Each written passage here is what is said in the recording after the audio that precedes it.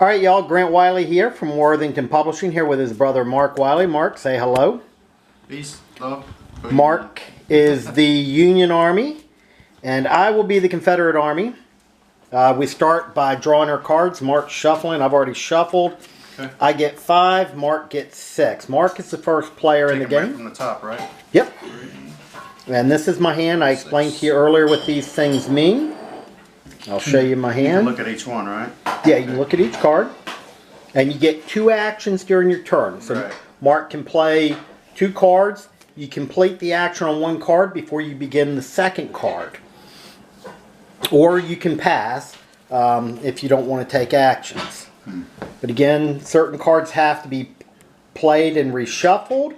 Certain cards have to be played if they're played and totally removed from the game. And other things can be used and reshuffled into the deck.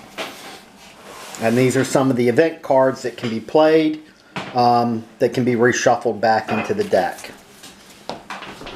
So we're just going to play, and I'll explain what's going along as we move. This is the opening setup, and Mark is preparing for his first play.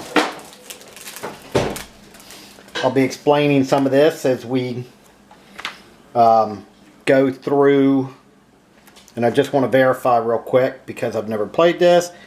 Yeah, action cards, if you use it for the action, are not permanently used. They will be reshuffled.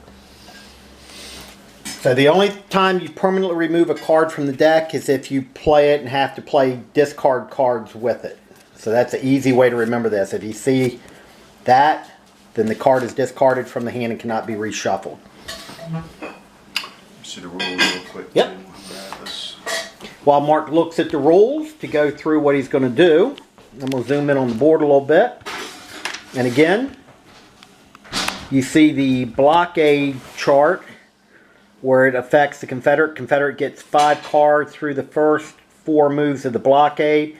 And then if you look to the left, the Union starts adding victory points as the blockade starts reducing the Confederate hand size.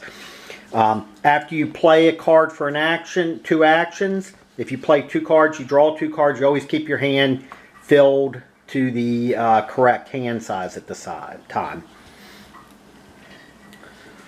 And you can see the rail lines up east really tie in together. I'm going to zoom out until Mark figures out what he's going to do. I'll keep explaining a little bit. Again, you see my hand. The generals used in battle.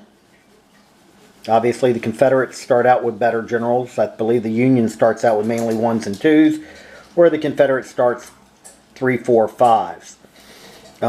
Also, what affects the Europe tract is winning and losing battles. Battles, to determine the winner or loser, you've got to have a higher army strength. That's how simple it is.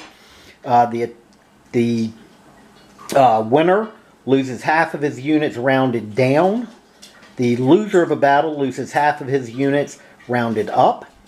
And any surviving units of the loser side must retreat either into the other half of the location if they occupied the full location, or to an adjoining location if they have it adjoining by railroad.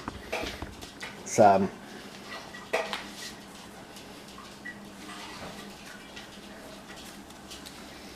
Vicksburg is here. Richmond is here. The Union player wins automatic victory if he controls both of them. And control is owning both halves of an area. Each area or location is separated into 2 halves.